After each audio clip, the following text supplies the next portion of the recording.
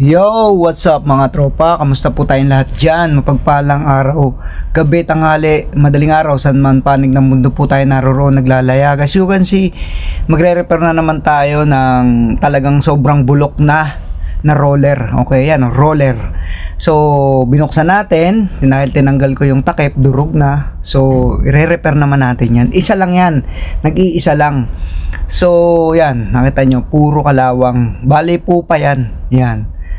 Puro kalawang na yan. So madali lang yan buksan kasi wala naman yan bearing. Kumbaga yung umiikot lang yun siya dahil sa shop niya, pero wala siyang bearing. Ayan yung dati pinapakita ko sa inyo. So may sinasabi ako dyan, pakinggan natin. So malakas ang background pala dahil malakas ang hangin. So voice over ko na lang to.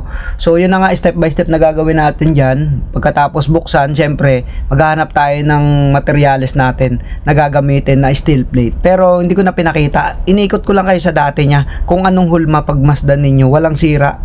So ang gagawin natin kasi ganyan din pero manual. So as you can see, makikita nyo dito, pag tinanggal nyo yan, meron niyang apat na number 30, ito yon. Kahit hindi na natin palitan, okay pa yan kasi lagi naman siyang may grasa, kaya malambot lang. Okay, kahit medyo luma na siya. Matigas na klase ng bolt yan, hindi basta-basta yan na nasisira. Tsaka nasa loob naman yan eh, yan pansinin nyo, nasa loob naman siya. So papakita ko nga pala sa inyo, kung kayo ay gagawa, ganito lang ang gawin ninyo kasi wala naman tayong bender eh. Kung tutusin, paano nyo mabibento, okay? Paano nyo mabibento itong dulo? So, diskarte lang, ginawa ko. Naglagay muna ako nito. Ito steel plate to na ginamit ay 8mm. Ayan makikita nyo naman eh. Medyo makapal siya, kaya medyo tatagal. Tapos, siyempre, dahil kinalawang na yan, ginrain ko. Tapos, biniyak ko siya. Okay, biniyak ko siya dito. Ngayon, siyempre, pag biyak nyo, i-adjust nyo lang sa pataas. Pero, tingnan nyo yung hubog. Diba? Paumbok yan kasi habang hinihiting mo to, kasi binabaliktad ko to eh. Bali loob at labas niyan naka full weld. Pag ginrain ko na yan, makinis na yan, wala nang problema kasi sa loob naman naka-grind eh. Kahit napakinisin mo yan, bali hindi na to makikita tong welding, magiging ganyan din ang hulma niyan. Ito ang tinuturo ko sa inyo, manual na paraan, okay? Manual na paraan. Pero usually kung meron kayong manipis na steel plate, ito maninipis lang to eh. Madali siyang hitingin, madali siyang baluktutin, katulad nito. Okay, so hindi ako nag-heating. Habang inihinang mo yan, syempre mainit yan, sabay papalawin mo siya nito, itong maso. Okay, so dito na ako nagpalo para hindi matunog dito sa kubyerta kasi masyado maingay. Dito na ako, naglagay ako dito ng guide, tapos meron yan angle bar sa ilalim. Nasa sa inyo na yan, diskarte nyo na kung paano nyo gagawin yung takip, kung paano nyo nire-renew. Tapos ito, siyempre sa gitna niya may butas, bubutasan ko yan. I-drill ko, hindi ko gagamitin ng acetylene para maganda, dadaling ko siya sa baba. So pwede rin naman acetylene gamitin nyo, pwede rin chamferin ninyo, depende sa inyo. Dahil nga hindi pinapagamit acetylene, kaya remedyo lang tayo. So ito yung magiging ganito ko kapalit kasi wala na tayong makita. Ito maganda kasi itong ginamit nila, stainless. Okay, parang drain plug siya, para kung sakasakali pwede kayong maggrasa. Papakita ko sa inyo. Ali, itong gagawin ko na to, ipapakita ko rin sa inyo to pag ginarasahan ko kung ano yung sample. Ganyan yan bubuksan nyo lang yan. Okay, meron yung butas, makikita nyo yan yan yung butas na yan, makikita yan doon, itutusok nila. Yung panggrasa may pin yun, tutusok nila yan. Hindi nyo gagrasahan dyan lang mismo kasi pag ginrasahan nyo yan mga tropa, tandaan nyo, pag ginrasahan nyo yan, yung grasa nyo papasok nyo dito sa loob, may pin yan tapos pag ginano nyo, lalagos dito yan, may butas yan dito, lalagos yung grasa dito. Ayan may butas yan, diba? Tingnan nyo, lalagos yan at tagusan yan hanggang sa kabila. Pag ginrasahan nyo rito, tatagos dito yung grasa, so kakalat siya dito, tsaka maglalaro siya, hindi siya madaling mabulok. Baga parang katulad dito, yan. Okay, kabit ko muna to, baka mahulog sa dagat. Yun lang ating gagawin na trabaho ngayon. So wala tayong ganito. Ewan ko kung kailan nila to ginawa, malamang tropa din natin na Peter nag-renew nito dati, pero may nakita ako ito. So ibabaon ko lang siya. Tapos hindi naman siya kakalawangin dahil copper naman yung pinaka plug nya. Okay, so So magiging ganyan siya. Pero make sure titingnan muna natin kung yung panggrasa ay kakasya sa butas na to. Kasi useless yun kung hindi magkakasya, hindi nila masusuot eh. So papakita ko sa inyo sa video. So ito naman, ako na rin ang titira dahil busy nga yung taga-deck. Katulong lang ako para ibaba. Ako rin naman may maintenance nito. Lilinisin ko siya. Ayan yung gamit, hiniram ko kay Boson, kakaprasin ko, tapos kakatukan ko to. For the meantime, ito muna gagawin ko. Continue ko muna to. Papakita ko sa inyo pag ang finished product niyan mamaya sa video natin. Okay? So yun ang ating job order mga tropa. Sana may matutunan kayo sa mga vlog ni Kuya Andy. Huwag kayo matakot no? Tingnan nyo yung ginamit nila, di ba? Kinalawang na. Oh. Ganyan lang kalit, pwede na pala oh, pwede na So masusuot na natin yung yung panggrasa niya, yung greasing gun kung tawagin. Makikita minsan may automatic yung DR, yung ganon, minsan pwede rin yung manual. So papakita ko sa inyo pag inrasahan na natin yan. Okay, let's go. Yun, bali ako na rin ang nag-maintenance niyan. Bali unit chisel ko siya, nilinisan para matanggal ang kalawang. Yan, tapos siyempre pagkatapos ng chisel lilinisin, kakaprasin naman natin, okay, para malinis din siya. Siyempre pagkatapos ng kapras natin, medyo malinis na siya, saka natin pa-primeran. Ang gagawin natin dyan, pa-primeran natin. Pero hindi natin pa-primeran dyan, kailangan nakalagay na siya doon. Kasi hindi pwedeng matalsikan ng alat. Kasi kakalawangin yung loob niyan. Kaya as much as possible, pag ginawa nyo to, pwede, pag hindi nyo natapos, pwede nyo takpan ng plastic garbage bag or trapal. Para hindi kalawangin yung pinaka-shop niya. Kasi umiikot yan sayang kung kakalawangin. Nga pala dyan sa video, wala ako nakitang greasing pin. Hindi ko alam kung nasa proa. Hindi tayo pwedeng pumunta sa proa, kaya nga hindi tayo nagtatrabaho doon dahil malakas ang basyada, malakas ang alon. So nandoon daw lahat ng gamit nila, kaya kumuha na lang ako sa steering ng ayan yung grasa na makikita nyo dyan sa video ko. Bali binras ko na lang siya, pero pwedeng grasahan siya kasi may butas So yun lang yung pinapakita ko sa inyo sa video. So makikita nyo yung mga ginagawa natin ngayon, ginagawa nyo rin yan, magagawa nyo rin yan. Ginagawa din yan sa Inter Island, yung mga sumasampa na mga beginner, ginagawa din nila yan kung ano yung trabaho. Pero mostly explain sa inyo, mostly ang nagme-maintenance niyan taga-deck. Dahil nga sa dalawa kaming Peter, tas wala namang ginagawa, 'di ba? Dahil malakas ang alon, ginawa ko na, tinanggal ko na. Patulong na lang ako magbuhat. Siyempre, sobrang bigat niyan lalo na pag maalon. Don't expect na kailangan tayo lang solo lang na magtrabaho. Hindi, kailangan pag mabigat, hingi kayo assist kung hindi nyo kaya. Kasi maalon, nakita nyo naman yun, Nahuhulog nga yung cellphone ko, diba? Pansin ninyo, nakita nyo yung wheel, malakas talaga. Basta hindi umuulan, pwede tayo magtrabaho at malakas, basta sa pupa lang. Tsaka alam nyo, safety lang talaga ang gagawin natin. Yun lang naman ang sinasabi ko siya. Kasi sa makina, hindi naman pwedeng sobrang daming crew doon or maraming gagawin. Lalo na dalawa kaming Peter maliit lang ang workshop. So dito ako sa deck. Dito ako sa deck, doon siya sa baba. Pagka nagbigay siya ng job order sa mga tubo sa baba, syempre, kung hindi ko naman siya kailangan, ako lang mag-isa doon. Siya naman ang nasa deck.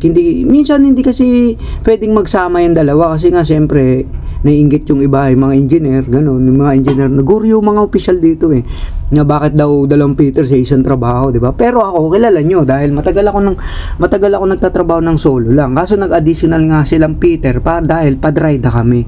Tsaka marami din silang pinakating na D-rings. Yun nga, makikita nyo sa video ko na na-post ko na ata Pero sad to say na hindi nagbigay ng expect ko na extra. Pero okay lang, nagbigay lang ng 100 not bad, okay na rin. Kumbaga may sahod naman, plus nagbigay din ng kahit papano, so okay na lang din. Nakita nyo, medyo dumilim. Hindi ko malaman kung sa camera ko yun o sa panahon Yan sa background makikita nyo, kaya nag-voice over si Kuya. So, doon sa mga nagtatanong, sir, bakit hindi na po kayo nag-upload ng video sa YT? Pasensya na kayo kasi mahaba ang nabigasyon natin. Excuse me, almost 45 days from Peru to Chile, Chile tapos China, tapos kanas pa, syempre, 'di ba? dumaan tayo ng IDL, alam niyo naman yun, yung International Dateline. Tapos nagpalit ng araw, ganon, nagpalit ng oras, ng back. So ang haba ng biyahe, lalo na mabagal yung RPN kasi malakas yung loaded pa tayo noon, malakas yung basyada.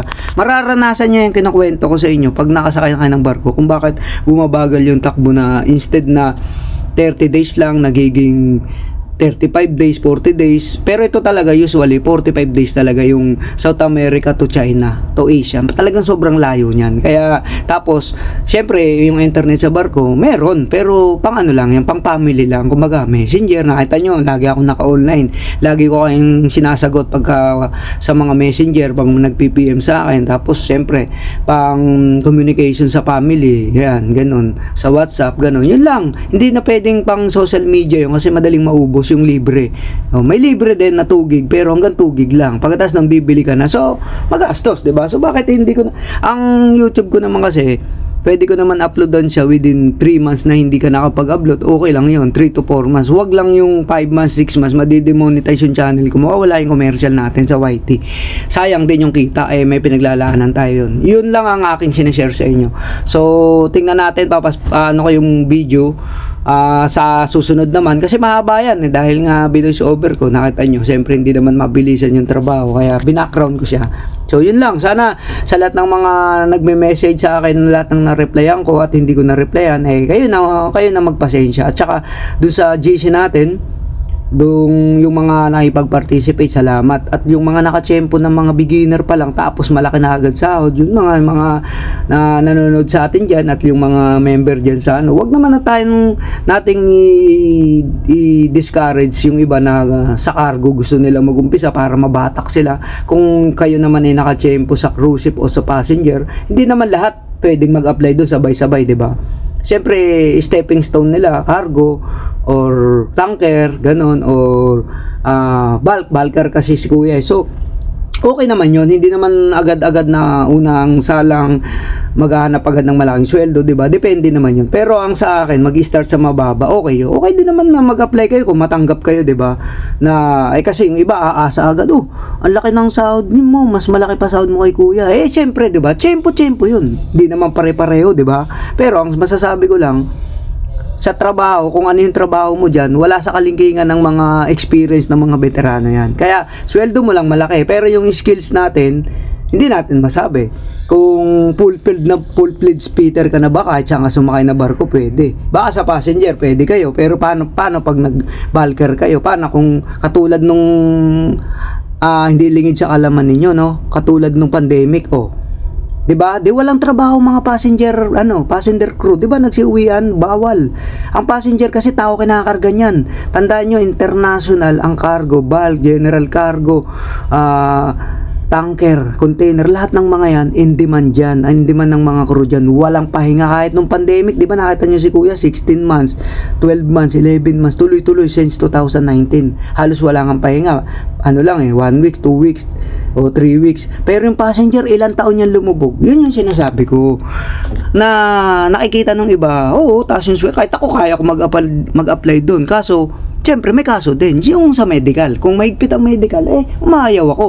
Kaya kong ipit yung medical, pero matagal. Kung saan-saan, balik ka sa NetPro, balik ka ng kung ano-ano, ECG, mga ganun. Siyempre, normal yun. Mga bata nga, sa GC sumasabit. Siyempre, si Kuya pa kaya na alam nila na matagal na nagbabarko. Siyempre, may pang-arya ka na, bili gamot, papunta doon second opinion. Alam nila yan. Alam nila kung baguhan ka or may datihan ka na gusto mong mag-apply sa iba, alam nila yung mga sabit, palaki ng palaki, padami ng padami. Ganun sa medical, ganun ang status ng seaman. Kaya, kung nakachempo kayo dyan, maraming salamat, congratulations, diba? Good for you dahil natanggap kayo. Pero yung ipipilit nyo sa iba na mag-apply, pero hindi naman sila sobrang tagal na nagbabarko or baguhan pa lang sila, hindi naman pwede yung natsempuhan nyo, ukol din sa kanila. Kumbaga, para sa kanila yon. Ito yung para naman sa inyo, ganon. So, ang ibig ko sabihin lang dito is, bago tayo maghangad ng malaki, dun muna tayo sa maliit. Kung hilaw pa tayo sa experience. Yun yung sinasabi ko. Kaya salamat sa lahat ng mga patuloy na nanonood, na marami ding nakamiss kay Kuya dahil hindi nakapag-upload sa YouTube ng mga video. Pero kung tutuusin itong video, given na to, napaka-basic na lang ng mga trabaho kung alam nyo na. Ang pinaka-highlight ng pagbablog ko, yung mentoring, okay? Yung mini-mentor ko kayo, minomotivate ko kayo, sinasabi ko sa inyo yung mga pasikot-sikot at kung paano yung mga experience. Kasi pagka once na pumasok sa isip nyo, madali lang pala sumakay ng barko, lalo sa passenger, malaki sweldo, yun ay papasok sa inyo, which is paano kung mahirapan yung tao, paano kung mahirapan mag-apply, di ba? Hindi naman kasi pag-apply pag-apply nung tropa na binigay, dito ka mag-apply, 2.8 ang sweldo. Hindi naman lahat ng nakakausap nyo or katulad nyo na naswerte, na maswertuhan din nila. Kasi mas maraming hiring sa mga general cargo, mga bulker, mga tanker, container, kaysa dyan sa mga passenger na pailan-ilan lang. Paano kung antay sila ng antay dyan? Ipuling sila, di ba? Kasi sa atin kailangan, pag Peter tayo, kahit saan lang tayo, hindi tayo namimili, mababa man ng malaki sweldo kung beginner na tayo, lalo na, 'di ba? Ngayon kung may experience naman na tayo, veterano na tayo, tapos kaya nyo naman ipit yung medical, kahit saan pwede. So yun na, pinakita ko na sa inyo. Ito may sinasabi ako dito, pakinggan nyo to mga tropa. Yo, ito na, papainal na natin to. Bali ito nilagay ko. Okay, ito yung pinaka-grazing niya, yung katulad dito. Okay, ayan, ito napili ko, bukod sa copper tong takip niya, tapos ito ay 304. Ayan, as you can see, stainless 304 yan. So hindi kakalawangin kasi tanso, tapos stainless. Sinamper ko na lang, pinutasan ko sa gitna, tapos igaganyan ko, tapos full weld, loob labas. Tapos yun spot lang na 4. Hindi na to tornilyohan yan, may mga spot na lang yan. Hindi, yung iba binabarena pa, hindi na yun. Spot lang 4. Sapat na yun na cover natin. Okay, let's go. So yun na nga, nabali natapos na natin yung takip. Nakikita nyo naman, tapos ginray na natin. Nakabaliktad yan, bali nakataob siya. Kumbaga, yung loob nyan pa-primeran syempre, pati yung labas. So yun na yung pinaka-itsura nya pag nagawa siya. Kaya kinapalan ko na yan, tsaka medyo hindi ko naman minadali ang trabaho dahil nga wala naman masyadong gagawin, dahil nga dalawa kaming Peter, aside from na dalawa kami is malakas ang alon. Hindi pwedeng sobrang difficult yung trabaho na mahirap dahil maalon, delikado, di ba? Safety natin, sarili natin. Hayaan nyo sila magutos ng mga mahihirap na trabaho. Sabihin natin, pag mahina na alon, tsaka ako gagawin. So ito, simple lang, nandiyan lang, di ba? Ito lang yung trabaho. Hindi sobrang difficult na akyat ka pa, ganun. Kasi may mga job order sa taas ng crane. Maalon dun na madulas yung langis ko, di ba? Siyempre, yung langis dun, nagkanda gulong-gulong. May mga umiihi pa yung mga driver ng mga crane, siyempre. O, di ba? Lilinisin mo dahil natatapon, yung ganun ba? Tapos titingnan mo yung kumbaga i-monitor mo yun kasi minsan inuutusan, wala kasi ditong oiler, uutusan yung minsan Peter dahil wala namang oiler, papalitan, lilinisin mo yung pinaka tawag dito kasi may langis yung crane, di ba? So may filter yun, babaliktarin mo, change over, basta ganun, ang hirap explain kasi wala ako dun sa actual na crane. Pero alam ko, kung malungkot nyo dyan sa vlog, meron na akong vlog nun kung paano maglinis. Langis lang naman yun langis lang ang laman nun, kaso nga lang yung langis dahil na-circulate na gamit na maitim na, kaya nagmumukha ng use oil talaga. Pero madali lang naman yun, yung strainer na yun, stainless lang naman yun, babaliktarin mo lang, lilinisin lang naman, hindi naman difficult yun. Pero hindi pwede, maalon. Sabi ko, pag hindi maalon, bakit? Pati yung mga railings na mga bulok na papalitan, sa susunod na. Dito muna ako sa medyo hindi delikado, medyo alam ko na kayang patagalin na trabaho, di ba? Hindi naman mabilisan, hindi naman didikit sa puerto. Biruin mo, almost 45 days yung biyahe. Tapos, bibilisan mo yung trabaho. Edi, ikaw rin malugi. Yung kontrata mo, ilang buwan pa lang. Tapos yung trabaho mo, gusto tapusin agad. Diskarte, di ba? Ngayon yung sinasabi. Kaya, hindi naman yung, alam mo na nga na pinapabilisan, babagalan mo pa, di ba? Ganun lang yun, simple lang. So, tayo na rin ang naglagay ng grease. Yan, makikita nyo naman. Pag napipindot ko pala yung screen, kala ko kasi nag-off, dumidilim. Ayan, nagpatulong ako.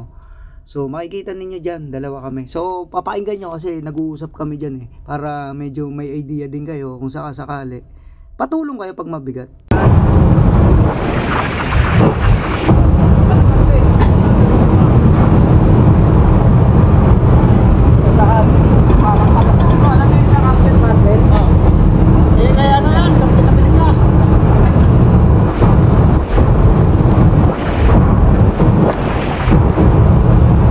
Tingnan nyo dyan, oh, nagkikengkoy pa si kuya. Sabi ko, nakita mo sa Captain Barbell. Sabi niya, anong Captain Barbell? Kaya ano yung Captain America? Di ba? Halata si kuya hindi mahilig sa mga ganong klaseng palabas eh.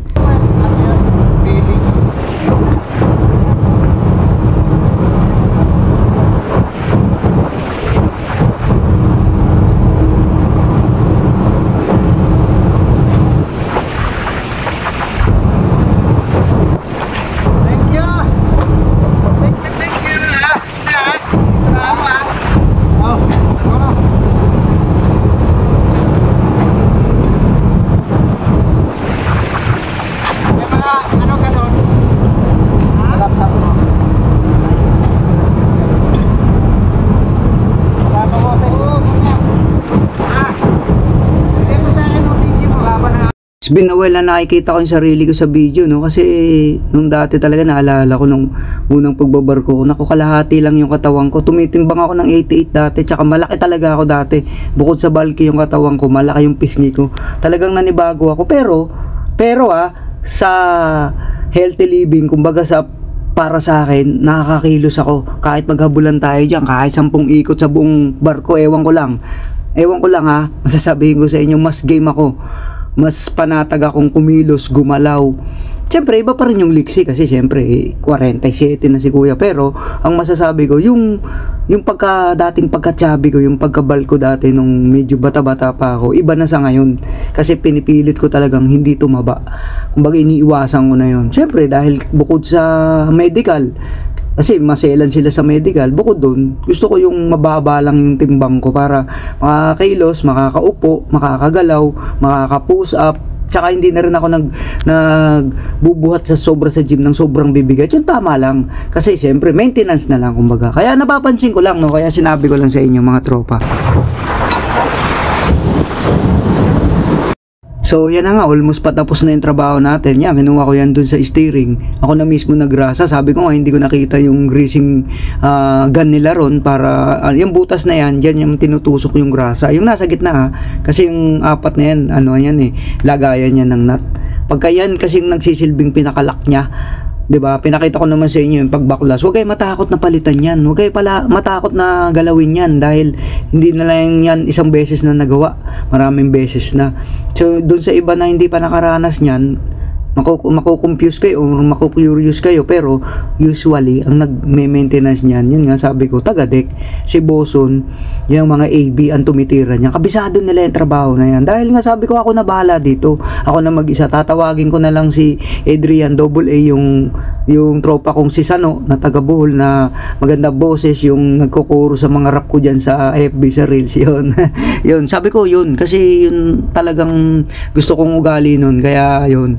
Kung mapapansin nyo, yung nipis na yan na gilid, wag na raw galawin, wag nang palitan, kasi matatakpan naman siya eh, kasi mas lalo pang tatagal, kasi insertan mo pa ng flat bar eh, katulad dun sa mga previous video ko, makikita nyo, pinalitan ko yung gilid na yan, tapos yung takip, flat na, pinlat ko na lang yung dati, kasi wala naman yan haharang kahit flat, pero pangit tingnan pag flat. Marami din akong ginawang ganyan na madalian lang, kasi sa sobrang dami, lalo na nung nasa dry dock, pero yan, dahil nag-iisa, tingnan nyo, ang hubog niyan, parang shield ni Captain America, sabi nga. So yun, tingnan mo, mag-isa lang ginagrasa ni kuya, tapos iniikot, kasi di ba para quality, tapos nilalak na, ganon.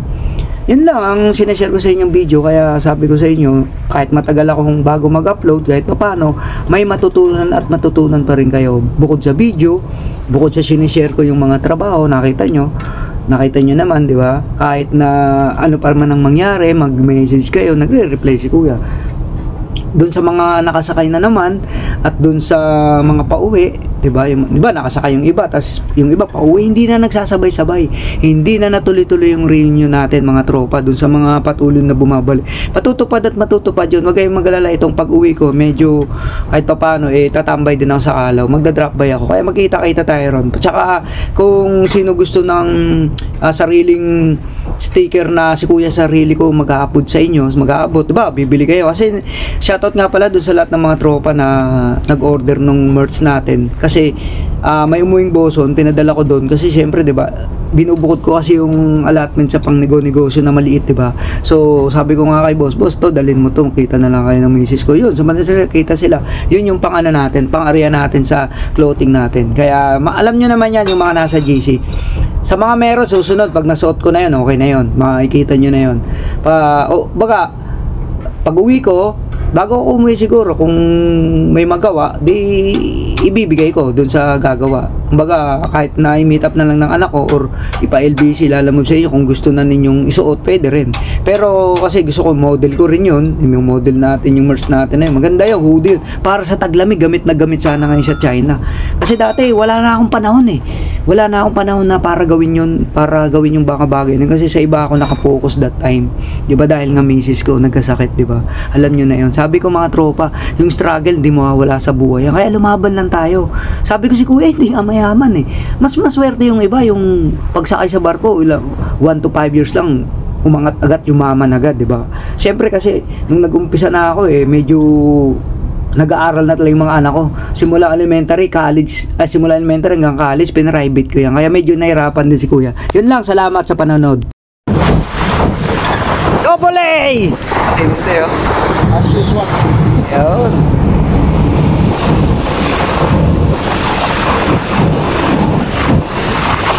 Manipis lang kasi to, kaya madali lang nila na bengkong.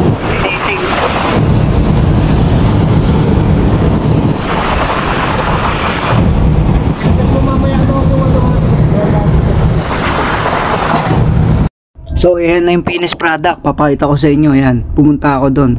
Nasa ano na tayo, dumikit na tayo sa puerto sa China. Pakita nyo, gamit na gamit na. Ayan o. Kita nyo, ubog siya, bilog. Umbok siya, ang ganda tingnan. Para doon sa isa na bakat yung sa gilid, doon sa ginawang tropa natin. Pero pareho lang yung quality. Kasi hindi pa rin nabubulok yung ginawa nila. Diba? Pero, kumbaga kung isa lang, doon sa ginawa ko, ayan o, pakita ko sa inyo. Hubog na hubog siya, diba? Bilog na bilog. Tsaka makapal. Matagal mabulok. Yun nga, pero pareho lang quality. Let's go. Maraming salamat sa panonood nyo ulit sa mga vlog ni Kuya. God bless you sa inyo lahat. Ingat po kayo sa oras ng trabaho ninyo. Saludo po sa inyo lahat. Brrr!